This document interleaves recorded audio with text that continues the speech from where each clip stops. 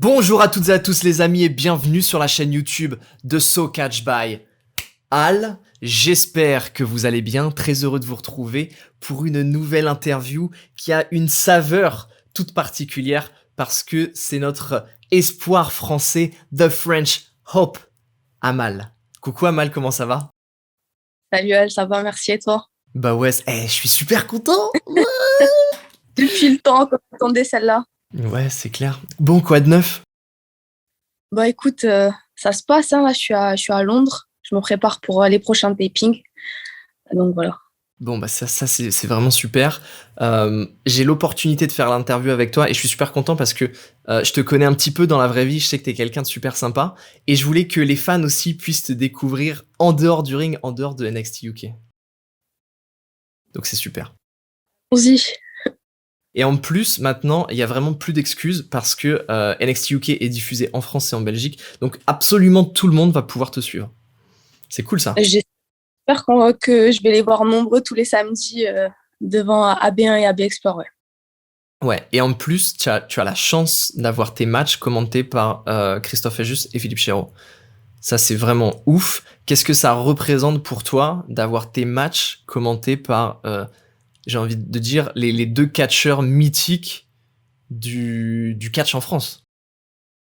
Ouais, c'est clairement des légendes pour nous les fans et ceux qui suivent le catch en France. Je pèse mes mots, mais c'est vraiment un honneur pour moi qu'ils puissent commenter mes matchs. J'attendais ça avec impatience. Ils ont fait grandir ma passion, ils l'ont accompagné. Enfin, j'ai découvert le catch grâce à eux.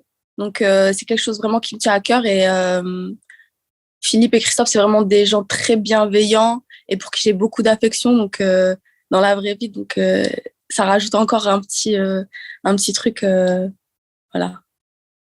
Alors, tu le disais, c'est les commentateurs qui t'ont fait découvrir le catch. Est-ce que ils ont joué un rôle dans ton envie de devenir catcheuse?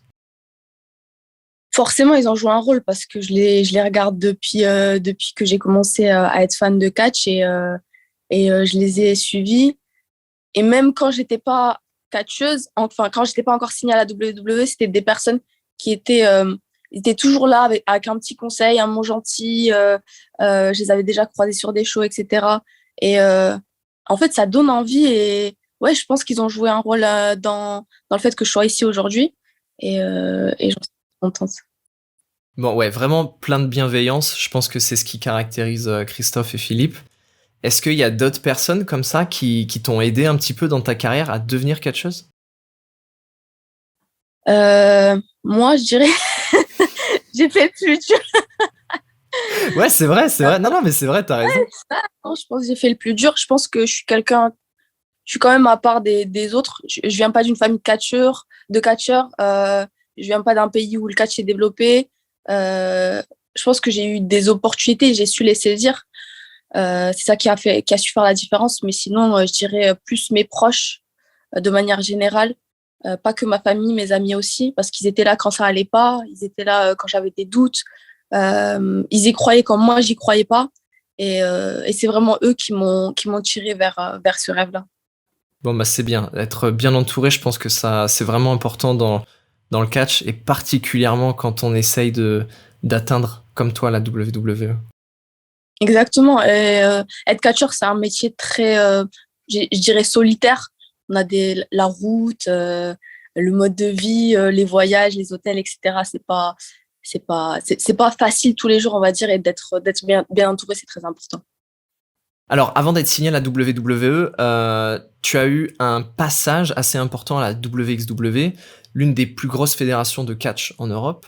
Qu'est-ce que t'as apporté un petit peu cette aventure? Euh, je pense que sans mon passage à la WXW, je serais peut-être pas ici aujourd'hui à parler avec toi, pour être tout à fait honnête. Voilà, c'est la plus grosse fédération européenne de catch, avec la Progress, je dirais. Mais ça a été un tremplin pour moi.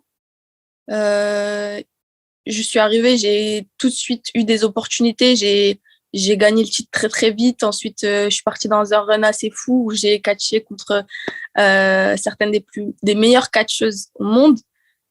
et je les ai battus aussi, qui plus est. Donc, ouais, c'est vraiment une aventure que j'oublierai jamais et j'en suis très fière et très, comment dire, je les remercie pour ça, je les remercierai jamais assez pour ce qu'ils ont fait pour moi. Et voilà.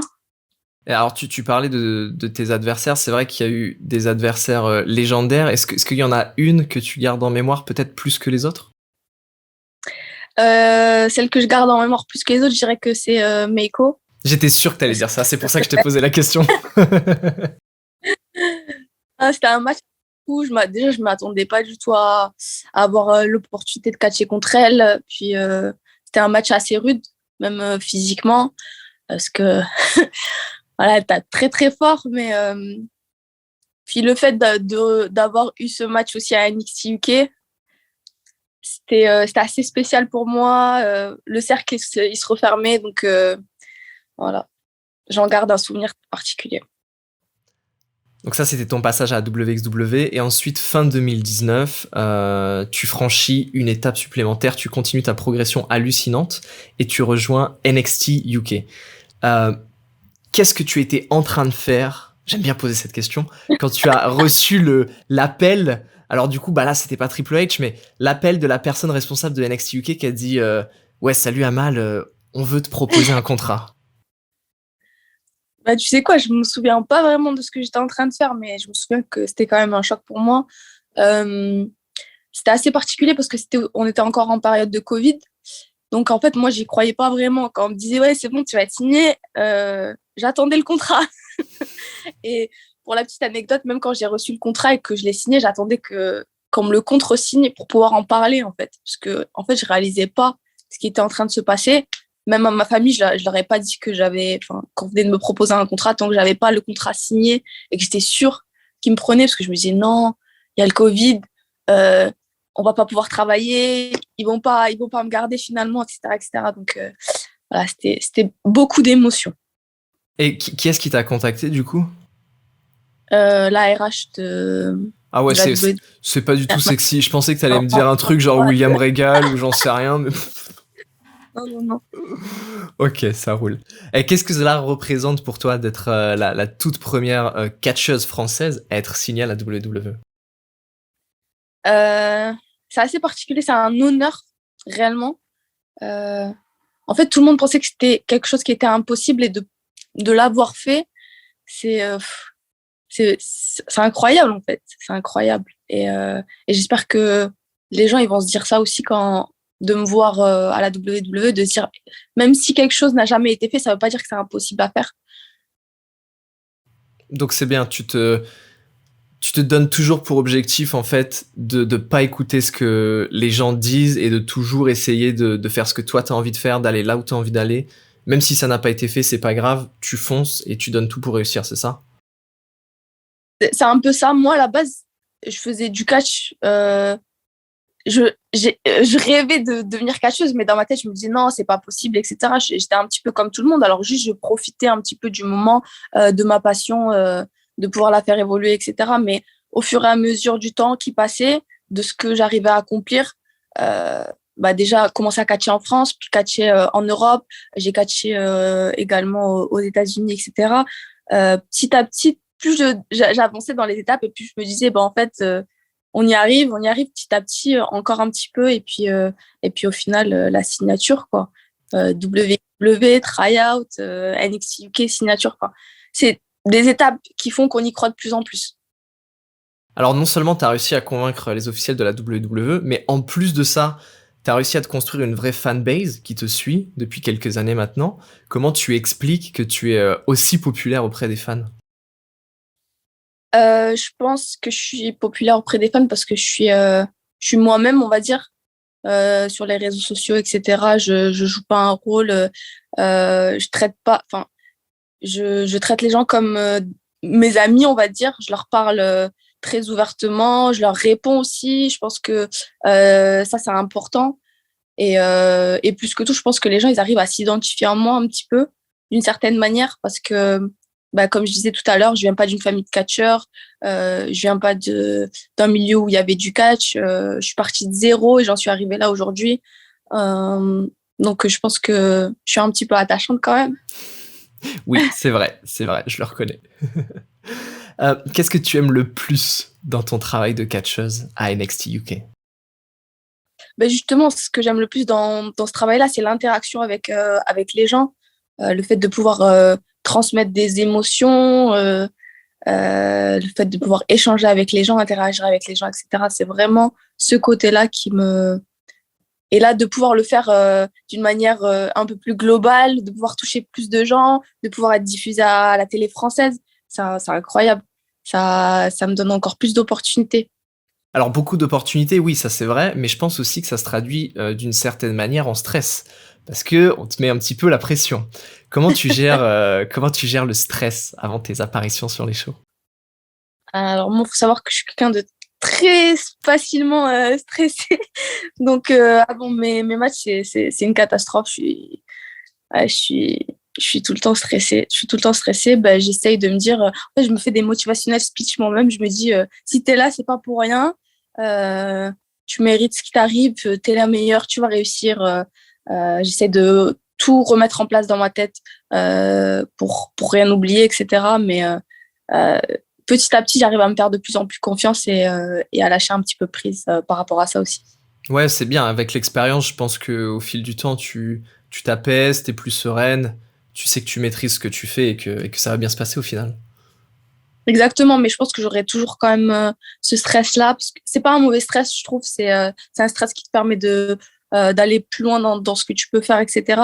Si un jour, par exemple, je stresse plus avant un match, je me dirais qu'il y a un problème que, voilà, peut-être que j'aime plus ça ou quelque chose comme ça, tu vois.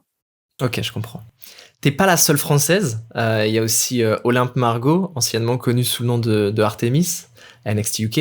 Comment c'est de travailler avec elle? Est-ce que t'as un petit dos à nous dévoiler sur Olympe Margot?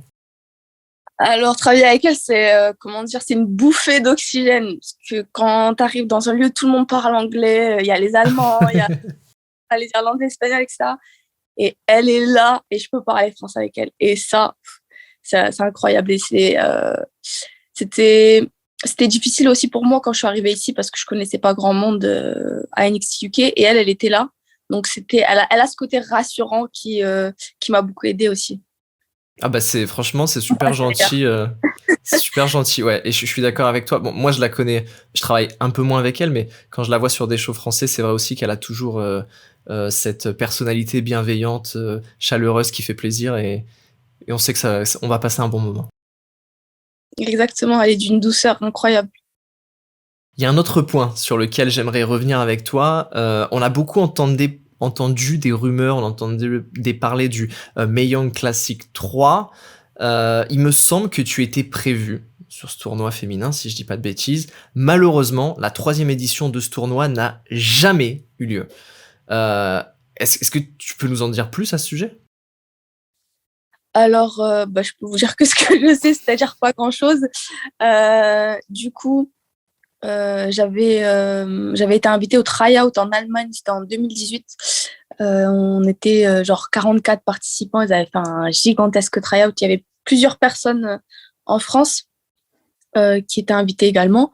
Et à cette époque-là, ils cherchaient du coup une participante pour le Mayan Classic 3. Mais on le savait pas encore à l'époque où on avait été appelé.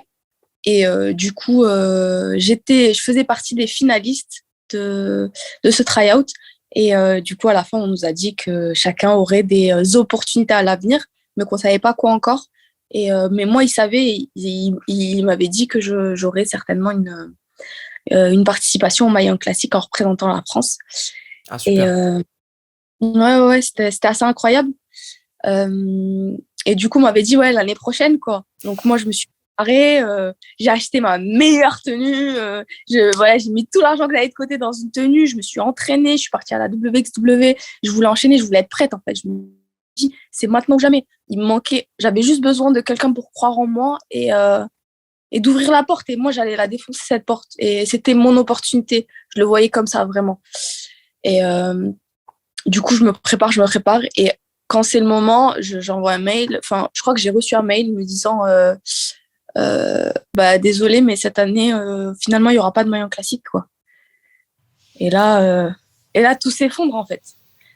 Parce que depuis un an, je travaille que pour ça. Je m'étais focalisée sur ça. J'avais mis tout de côté, tout ce qu'il y avait, enfin, même ma vie perso, etc. Donc, c'était assez compliqué pour moi d'encaisser cette nouvelle-là. Mais bon, tout de suite après, on m'a proposé d'aller à NXT UK faire une semaine d'entraînement et faire un genre de try-out. Et puis, depuis, ça s'est pas arrêté, quoi. J'étais appelée tous les tapings après ça. Donc, c'est un mal pour un bien, on va dire. Ouais, il y avait une vraie volonté de la WWE de travailler avec toi, en fait, finalement. Exactement, exactement. Puis ils avaient vu aussi que j'avais évolué, que j'étais pas restée sur mes acquis depuis un an et que j'avais fait énormément de choses.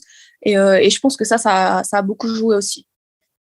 Et est-ce que tu penses que tu aurais eu un contrat plus vite avec eux si tu avais fait le Mae Young Classic 3? Je sais pas du tout, tu sais, avec des si on refait le monde, mais je sais que ça aurait peut-être été une plus grande plateforme pour commencer. Moi, je me voyais déjà partir aux États-Unis, full time, etc., etc. Euh, je pense que ça aurait été une belle expérience, mais peut-être qu'à l'avenir, ils vont le refaire et j'espère en faire partie. Mais aujourd'hui, je suis signée, alors je me pose pas trop cette question, on va dire. Ouais, ça serait plus un petit bonus de parcours qu'une. Non, exactement. Puis représenter la France, quoi. Ça aurait été, ça me tient à cœur, quoi. Donc, Alors justement, pour l'instant, tu représentes la France à NXT UK. Je pense que beaucoup de Français et beaucoup de fans aimeraient te voir représenter la France aux États-Unis, à Raw ou à SmackDown. Est-ce que tu as l'ambition d'aller là-bas et de travailler pour la WWE aux États-Unis? évidemment, évidemment, c'était quand j'ai grandi, mon rêve c'était d'aller au main roster, Raw, SmackDown. Donc ouais, ça reste encore aujourd'hui l'objectif, même si je me sens bien à NXT UK et que je suis dans une division féminine assez compétitive et qu'il y a encore beaucoup de choses à faire ici. Donc ça me dérange pas de rester ici, accomplir encore quelques trucs que j'ai envie d'accomplir et pourquoi pas dans un navire proche, j'espère, rejoindre les États-Unis. Et si tu avais l'opportunité, imaginons là, tu as l'opportunité de voir Vince McMahon, tu rentres dans son bureau et genre vraiment tu as 3 minutes toute seule avec lui, qu'est-ce que tu lui dis? Euh, je pense que je lui raconterai mon histoire parce que je sais que ça a touché beaucoup de personnes et aussi beaucoup de personnes à la WWE, des officiels. Donc, je pense qu'il serait aussi peut-être touché par mon histoire et voilà.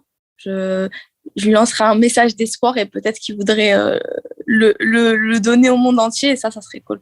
Bah, ça serait super en tout cas, c'est clair. Et alors, maintenant, c'est à toi de donner un message, parce qu'il y a beaucoup de fans qui suivent la chaîne, mais je sais qu'il y a aussi beaucoup de monde qui sont déjà un petit peu dans le milieu du catch, qui suivent la chaîne et qui regardent les vidéos. Qu'est-ce que tu aurais envie de leur dire, le message que tu voudrais leur transmettre à tous ces gens qui espèrent peut-être un jour aller catcher à la WWE comme toi tu l'as fait? Euh, ouais, c'est un peu bateau, mais je leur dirais ouais, de garder espoir, de jamais lâcher. Il y a beaucoup, enfin, ça va être difficile. Il n'y a rien qui est facile dans la vie, mais ça, c'est vraiment quelque chose qui est particulièrement difficile. Ça va être certainement une longue route, mais il faut pas lâcher parce que à la fin de cette route, il y a le Graal. Et, euh, et voilà, comme je disais tout à l'heure, tout est possible, même s'il y a des gens qui n'ont pas encore accompli certaines choses, ça ne veut pas dire que vous ne pouvez pas le faire. Et voilà, de ne pas lâcher, de croire en ses rêves. Bon, tu connais bien le circuit français, effectivement, c'est pas forcément le meilleur circuit pour commencer et devenir catcheur. T'as toi-même écumé les rings pendant plusieurs années en France et un petit peu Mhm. partout d'ailleurs. Quelle est la prochaine étape pour l'évolution du catch en France, selon toi? Euh, le catch en dehors de la WWE, tu veux dire? Non, juste le circuit français. Déjà, je trouve que le fait que NXT UK soit diffusé en France, ça apporte quelque chose, tu vois. Et j'espère qu'à l'avenir, le catch va se développer, mais au niveau de l'apprentissage, tu vois, qu'il y ait plus de structure, que ce soit plus encadré, qu'il y ait plus de possibilités de s'entraîner, d'évoluer, d'avancer ici, pas d'avoir à aller en Allemagne ou aux États-Unis pour devenir catcheur, quoi. Et ça c'est assez compliqué. C'est pas encore le cas aujourd'hui. Il y a quelques petites structures qui essayent de se démener, de donner des entraînements, etc. Mais c'est pas encore ce qu'il faut. Et voilà. Et j'espère qu'il y aura aussi une certaine solidarité qui va se créer, qui va permettre aux gens d'avancer. Et voilà. Bon, bah, c'est très gentil. Et pour terminer, du coup, est-ce que tu pourrais nous recommander peut-être 3 noms de jeunes talents à suivre? Que ce soit des catcheurs, des catcheuses, des Français ou pas des Français d'ailleurs. Pas des Français. Euh, je vais commencer par des Français. Je vais commencer par Aigle Blanc. Bah oui. Ouais, forcément, c'est quelqu'un que je trouve euh, qui a beaucoup de talent et qui, comment dire, je pense qu'il a un grand potentiel et qui pourrait me rejoindre d'ici peu. Et franchement, c'est ce que j'espère vraiment, c'est que ce qui est des Français avec moi, ça c'est quelque chose qui me tiendrait vraiment à cœur. On pourrait faire tellement de choses, ça serait vraiment incroyable. Et je pense que Aigle Blanc, il pourrait faire partie de ces gens-là. C'est quelqu'un qui a beaucoup de potentiel et qui est, même en tant que personne, que j'apprécie énormément. Et voilà. Sinon, en France aussi, il y a Senza. Mais bon. Ça, tout le monde sait un petit peu aussi. C'est quelqu'un pour qui j'ai beaucoup d'affection aussi. Et ouais, les voir les deux ou un des deux à NXT UK, ça serait vraiment incroyable. Mais j'espère qu'ils vont continuer à évoluer dans le circuit indépendant européen et qu'ils vont aller encore plus loin. Sinon, en France aussi, il y a Kuro, que j'ai découvert à la PC aussi. Je trouve que c'est quelqu'un voilà, qui a une justesse dans le ring et qui sait transmettre des choses qui sont assez touchantes aussi. Et voilà, je leur souhaite tout le meilleur à tous les trois. Bon, bah c'est très gentil. Merci beaucoup à toi. Oui, On peut te retrouver sur les réseaux sociaux. Tu l'as dit, exactement. tu aimes bien discuter avec les gens, donc allez-y, allez la suivre, allez lui poser plein de questions. Merci d'avoir pris le temps pour cette interview. C'était vraiment trop Oui. trop cool. Merci à toi d'avoir pris le temps de la faire aussi. On se retrouve très bientôt, Amal, et puis vous, on se retrouve très bientôt sur la chaîne YouTube de So Catch by Al 2. D'ici là, restez à l'affût, restez affûtés. Des petits bisous pour tout le monde. Ciao, ciao. Salut tout le monde! Sois sûr de t'abonner à la chaîne en cliquant sur ma tête et regarde aussi les autres vidéos en cliquant à gauche.